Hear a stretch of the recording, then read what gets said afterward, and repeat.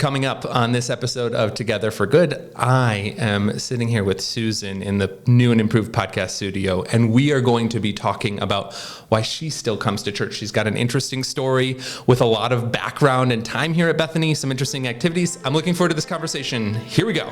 Welcome to the Together for Good podcast, a podcast created by Bethany Lutheran Church in Cherry Hills Village, Colorado, and hosted by me, Pastor Nate Preisinger. On Together for Good, our goal is to provide practical, engaging content that supports you without expectations.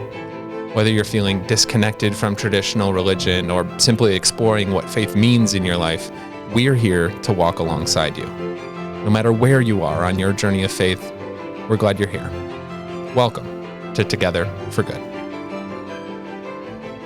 Well, Susan, hi, how are you? I'm okay. Yeah, you're really nervous. I'm so glad you agreed to do this, or were convinced to be a part of this after my pleading and prodding. But you have such an interesting story in my mind and such a depth of wisdom. And so I think it's really neat to hear from people like yourself who have cared about their faith for a long time and really thought about it deeply and had a variety of different experiences. And we just have a lot to learn from you, Susan. And so hear that as an affirmation first of the person you are and what you bring to this space. Why don't you just start by telling our listeners a little bit about how you ended up here at Bethany? Because how long have you been a member here? 27 years. 27 years. Right. But you didn't grow up here. No, I did not. And so how did you, give us a little bit of the story of how you did end up here at Bethany 27 years ago. Okay, well, probably the first thing I can say is that I met my husband in Japan in 1968. Okay. So we got married. In 68 we got married. And came to Denver. He was a member of a Lutheran church in Washington Park. Okay. And was a wonderful singer. And so he wanted to sing in the choir and become active in his church. I was a Christian Zionist. Okay. And so we had decided when we got married that we would take turns going back and forth to our different churches. Yeah. And the first time we went to my church after we got back home or to the apartment, Art told me that this was something he could not do anymore. He said, I just can't worship and go with you. You can definitely do that. He was very willing for me to go. And I said, fine, but it was important for me that we worshiped together. Yeah. And so I said, well, I don't mind going to your church. You can sing in the choir, and it turned out that I ended up singing in the choir as well. Funny how that works. Right, it's very funny. And what was interesting to me was when we would go through the service at the church, and we would say the creed, and we would talk about how we were forgiven for our sins. And at that point, that was not something that I accepted.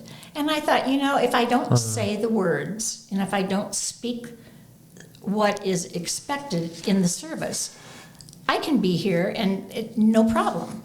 And so I continued to be in the choir and to attend the service with Art.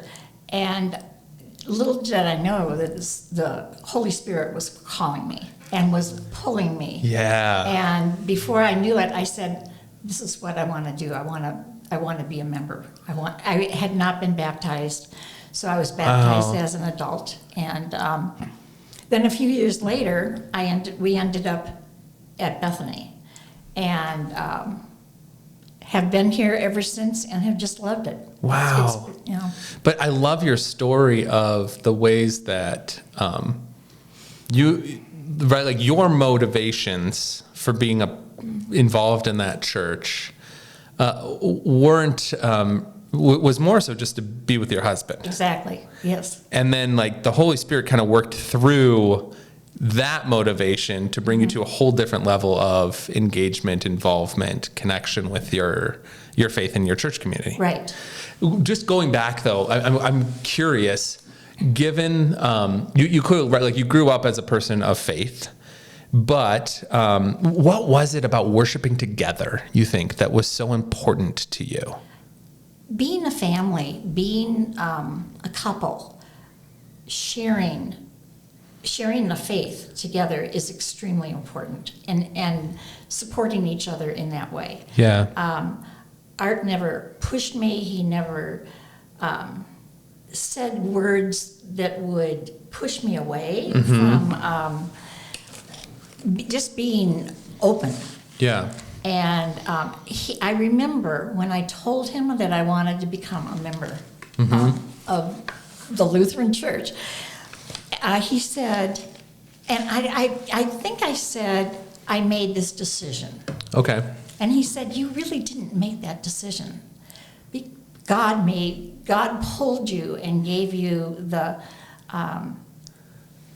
desire. Yeah. It was God that did it. You accepted. It was very important to him that I realized it was not my doing, but it God's was activity. Yes. Which I hear in the way you explained it originally, right? That you even said it was the Holy Spirit kind of working through me in all of this. But that's a very, your husband is a very good Lutheran. He was really wise in many ways. Yeah, that's a good Lutheran answer. Yes. That it's not our works, it's not our No. it's not our effort that makes these things happen. It's the grace active within us that we simply accept. Right. The Paul Tillich, he's one of my favorite theologians, and he has that great line where he says that it is about accepting our acceptance. And I really think that that's a nice turn of phrase for thinking about. We are accepted by God, and we just have to kind of get on board with realizing and recognizing that. It's not what we do. It's No. not our decision at all. No. And when I realized that, I went, okay. Do you feel like that realization had any, like, all of this, right? Like getting more involved in the church, becoming baptized as an adult. Do you feel like it changed your life in any significant ways that you can really reflect on?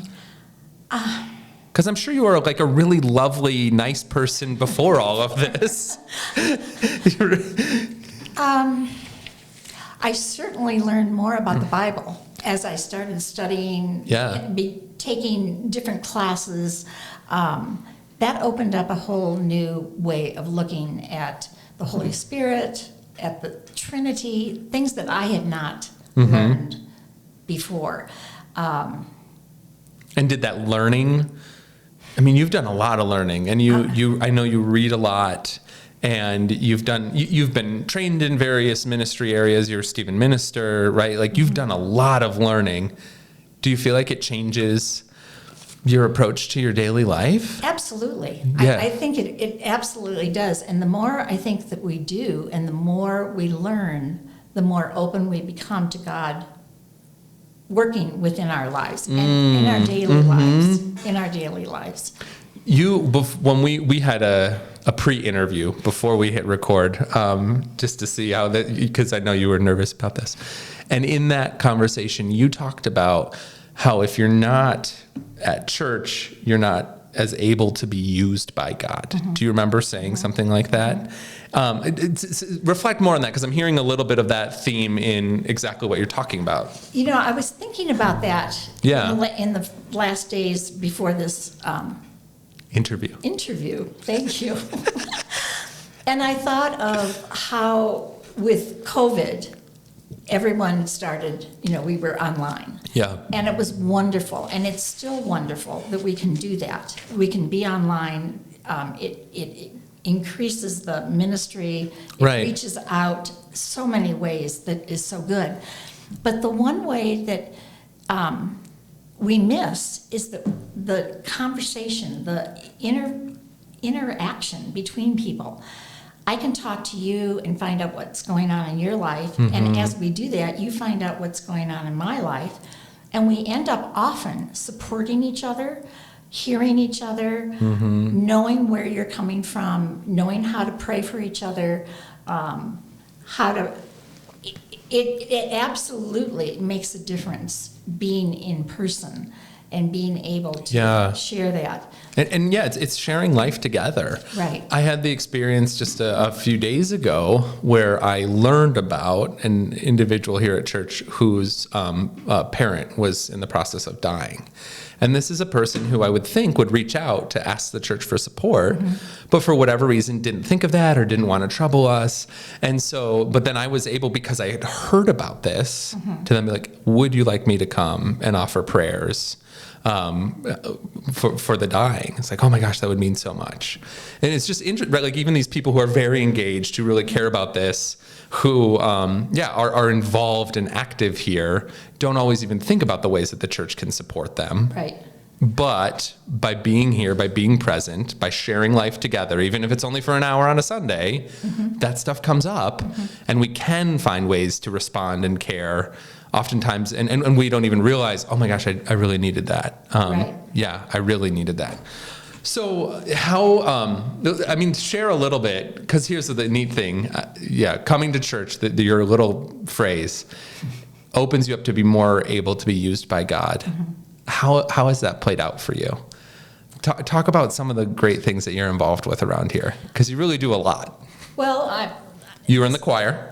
I was in the choir for quite a while. And that gave me it gave Art and I both a whole community to learn, to support, and a way to support the church. So I learned so many, even though I'm not the singer, never was the singer, I learned so much about German. Yeah. Not that I needed that. But so many wonderful songs, so many wonderful hymns, programs that we put on.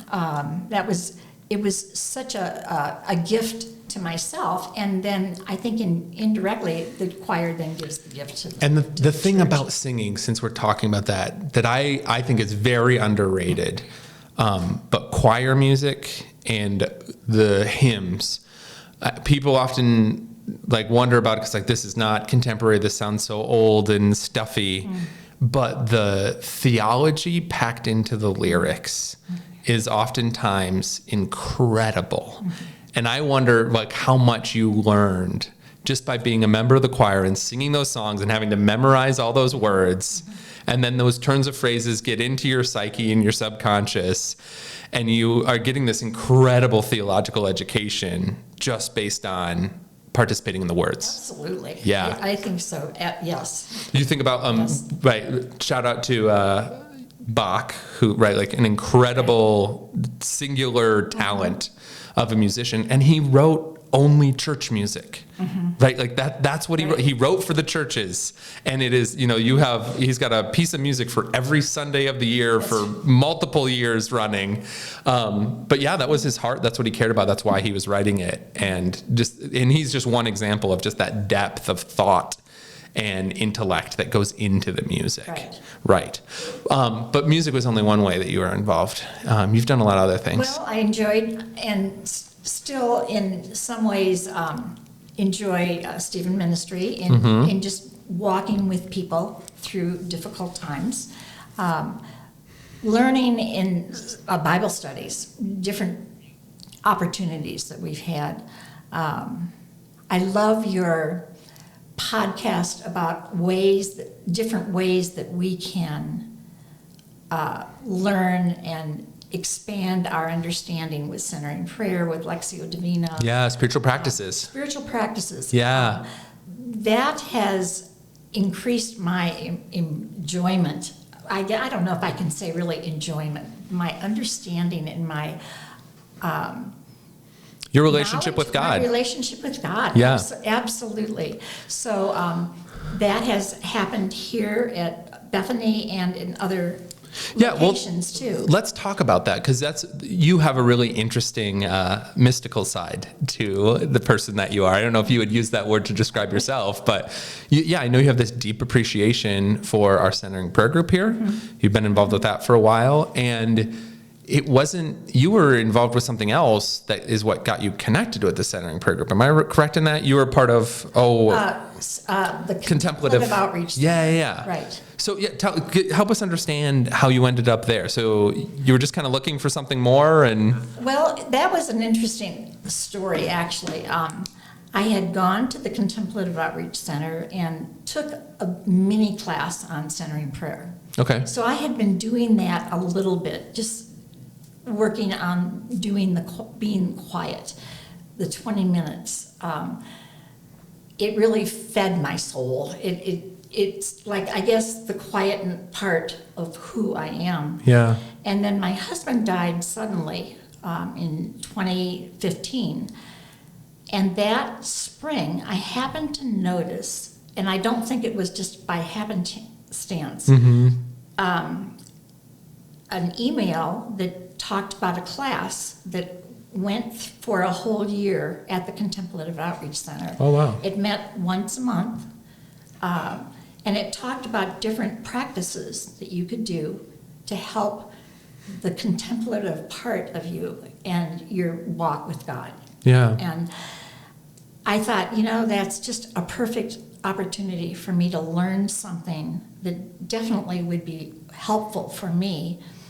And I needed something, I felt at that time, to just fill my thoughts and fill my space. And it was absolutely the perfect thing to do. I didn't know anyone in the class. I had not taken any of the classes there. But it was a wonderful opportunity. Yeah. And that started me on my real walk with and opening up ways that I never thought of. Yeah. The Lectio Divina is just beautiful, and the people that were there were so knowledgeable, and the retreats then that eventually went on were just amazing, and opportunities to open to God more. It seems like, too, in all of these things you're talking about, you're just such a curious person. Is that fair? Has this kind of been always your whole life of just like wanting to learn more, wanting to grow? I think that's one of the things as a person right now that I pray probably almost every day, that I continue to learn, that I continue to grow. And I want to do that until I am no longer able to do that. To me, it's just, it helps me to be vital. Yeah. And it's wonderful. There's so much to learn. And I guess the same thing with different authors, reading different people. There's so many ways that we can learn. I love that you have this part of yourself, and it's so interesting to juxtapose that with the practice of centering prayer, where it's not about learning, right? And it's not about thinking.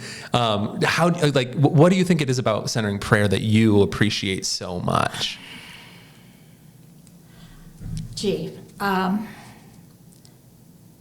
It shows me that God is there throughout the day.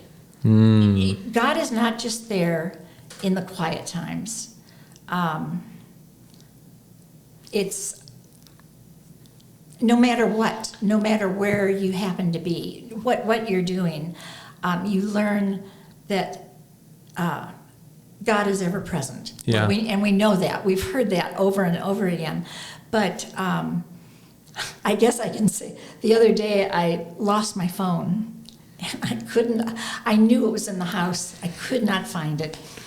And I said, okay, instead of getting totally flustered and ticked at myself, I kept saying, okay, relax, where have you been? What have you... So I went to the upstairs, I went downstairs, and I know that God was right there. And I said, okay, show me where I could have done. Where's my phone, God? And I ended up out in the... I had gone outside to do some watering, and I put the phone on the grill. And I walked inside. I just had left it there. Totally forgot. I know that's a silly thing, a silly experience. Sure. But I just felt that I think I'm getting more and more aware that God is always around us, no matter what we're doing, where we are. Yeah. And that, Yeah, I really appreciate that. I mean, and I think you're right. Centering prayer, for those who aren't familiar, is just this practice of sitting for 20 minutes and not emptying your thoughts and trying to think of nothing at all, and realizing that God is present and meeting you in that silence and that stillness. And yeah, it does have this way of training you, because the whole practice is just kind of understanding that God is as close as your next breath. right. And then that totally permeates how you go about your day. And what I love about your silly story, though, is that your mind went there, right? Like that you went to think like, oh my gosh, like God is kind of like guiding me right now for something so foolish about just like where I put my phone down. But normal people don't think like that, right? Like that's not the normal thought to have, but it's actually a really beautiful thought to have of like, oh, and God is my companion even now in my forgetfulness. You know? Well, the funny thing too, well, it wasn't funny. I went to call my, I have a landline, so I thought, well, I can call my phone. Well, I turned it to silent. Of course. It was on silent. It wouldn't have made any noise anyway. And I thought, oh my gosh. But yeah, it just, I was pleased that I actually made that choice. And it was a choice to say, wait a minute, I know that it's here. Yeah. Let me be calm about this. Yeah. Instead of being uptight. Yeah. And that's great, Susan. I feel like that's a key piece of what faith can really provide for people that we don't think or talk about a lot, but just this sense of security, this sense of calm in the midst of life storms. When you're anchored and you're deeply dwelling in this relationship with God and connection with God, whether that comes through learning and study, whether that comes through worship and singing, whether that comes through silence, all of those pieces just help kind of tune your brain to be more sturdy when things are a little stressful or overwhelming. And I think that's where centering prayer really does come in. Yeah. Because God is there, and you do that twice a day. Mm-hmm. So if you're doing it Well, maybe you do. I don't. I try to. I know, right? Yeah. Sorry, keep going. But you're right. That is the intention. 20 minutes twice a day. Yeah. And I think that practice, it comes into your life, into your everyday life. Yeah. Yeah, it really changes you. It really is, transformative. So this is awesome. Like I love the different directions we've gone. One of the things I wanted to kind of dig into with you though, and I ask a lot of people this question when they come on, why do you think people choose not to go to church or decide to stop participating in a community of faith? I don't know. I think one thing is that people often look to what they can get out of church. What's in it for me? What if my needs are not being met? Then, or if an experience has happened that I don't like a change or right. Something happened that I wasn't pleased with. I think often people just say, I don't know. There's nothing in it for me.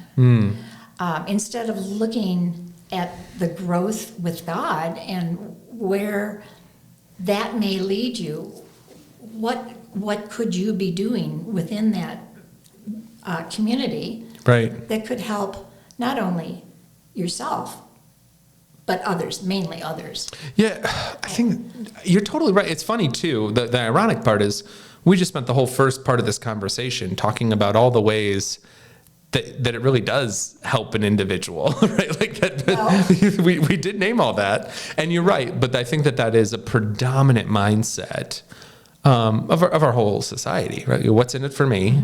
What's the catch? And how will this satisfy my individual needs. Everything is individualized, everything is customized, everything is personalized. And so we bring that same mindset to church. And I think it's so strong that we often miss all the ways that it could be helpful, beneficial, caring to us. Right. But also, it's missing a whole piece of the puzzle, which is what I hear you saying. Like, being a part of a faith community gives you the opportunity to care for other people, to share, as you were saying earlier, to share life with folks, and then think about how you can respond in care and compassion to whatever might be coming up. Is that a fair summary of what you were thinking with all this? I think it is. Another thing that I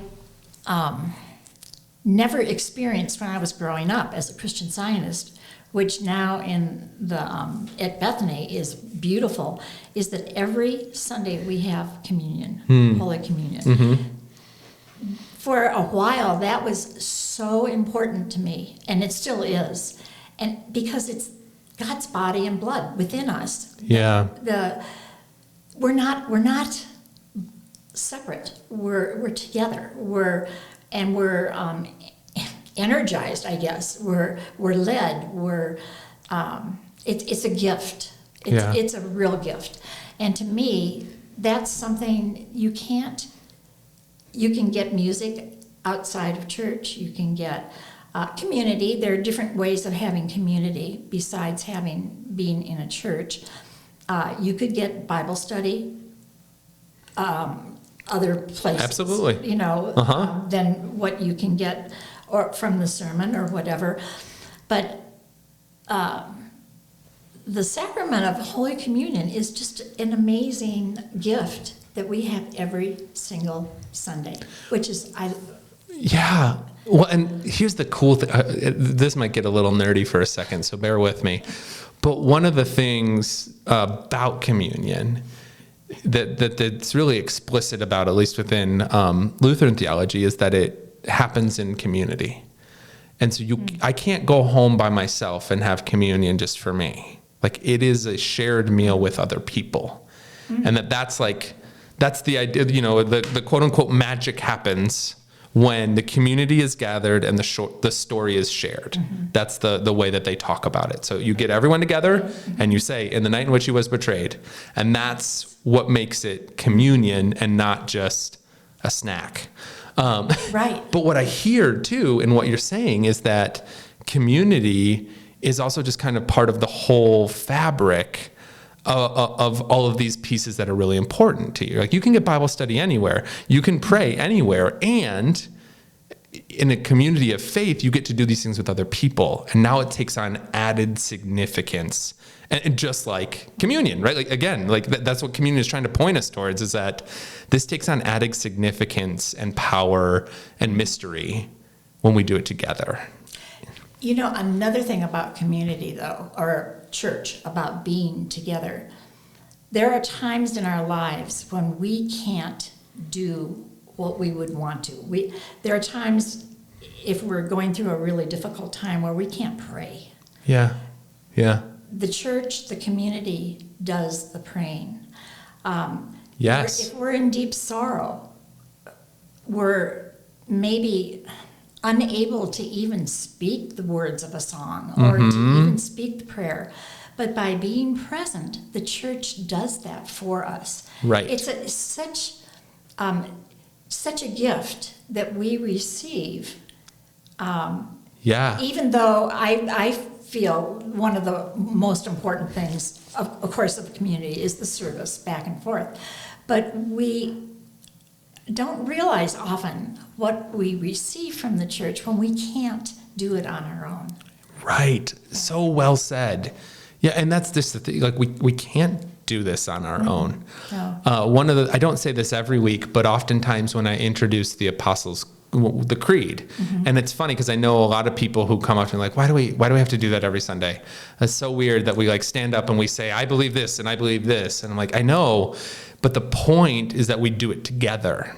This isn't like the litmus test, and we're making sure, and we, pay attention, like, oh, they weren't talking during the creed, so they don't get communion today. Like, no. It's not the barometer. Mm-hmm. The idea is that we stand up and say this together because we can't even believe on our own or by our own accord. We need the community to support us in it.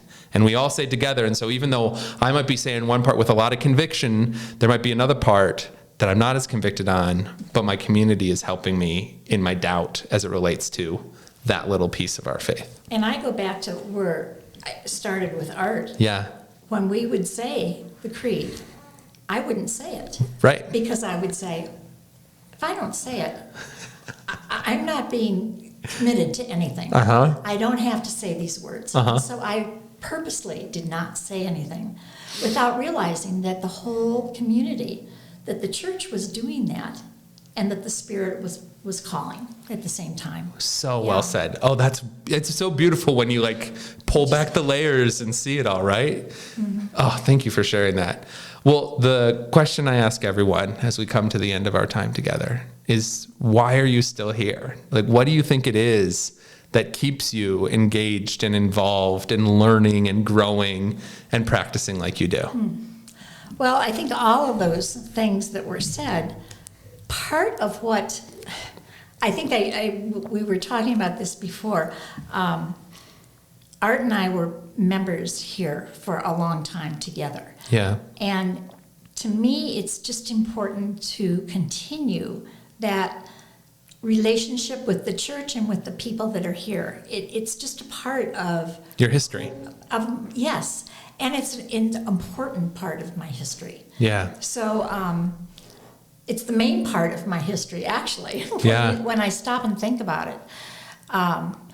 And that's I love that you're thinking about it in terms of history and right, you have these strong memory and connection with your husband. Mm-hmm.